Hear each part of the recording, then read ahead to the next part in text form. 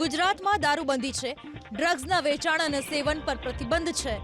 31ને લઈને પોલીસ પણ સતર્ક હતી, છતાં અમુક નફ્ફટ શખ્સો તો પોતાના લક્ષણો ના દર્શાવે તો જ નવાય।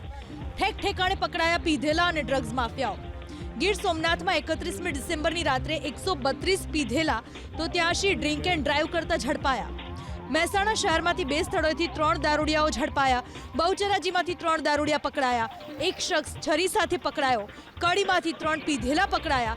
દેલવાડા પોલીસે કાર ચાલક પીધેલો પકડ્યો તો સાથલ પોલીસ સ્ટેશન વિસ્તારમાંથી દારૂ પીધેલી હાલતમાં 5 વાહન ચાલકો પકડાયા। વિસનગરમાંથી પણ પકડાયા દારૂડિયા। સુરતમાં 31ના દિવસે સુરત એસઓજીએ 7 લાખનું ડ્રગ્સ ઝડપી પાડ્યું। 236 ગ્રામ મ્યાઉ મ્યાઉ ક્રિસ્ટલ ડ્રગ્સ સાથે ઝીલ ઠુમ્મર નામના આરોપીની કરાઈ ધરપકડ। ઝીલના આકાની શોધખોળ શરૂ। તો નવા વર્ષના નામે દારૂ પીને ડિંગલ કરનારા 300 નમૂનાઓ સુરત શહેરમાંથી પકડાયા। શહેરના એન્ટ્રી એક્ઝિટ પોઈન્ટ્સ અને મુખ્ય સર્કલો પર ચુસ્ત પોલીસ બંદોબસ્ત ગોઠવવામાં આવ્યો હતો।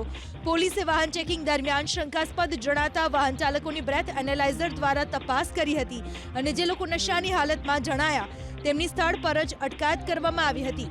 તેમની સામે કરાઈ કાયદેસરની કાર્યવાહી। વાવ થરાદમાંથી 13થી વધુ લોકો નવા વર્ષમાં પીધેલા પકડાયા। તો અમદાવાદમાંથી ન્યૂ યરમાં 123 પીધેલા પકડાયા। 24થી 31 ડિસેમ્બર દરમિયાન પોલીસે કાર્યવાહી કરી ₹16 લાખથી વધુની કિંમતનો વિદેશી દારૂ અને ₹4.63 લાખનો દેશી દારૂ ઝડપી પાડ્યો।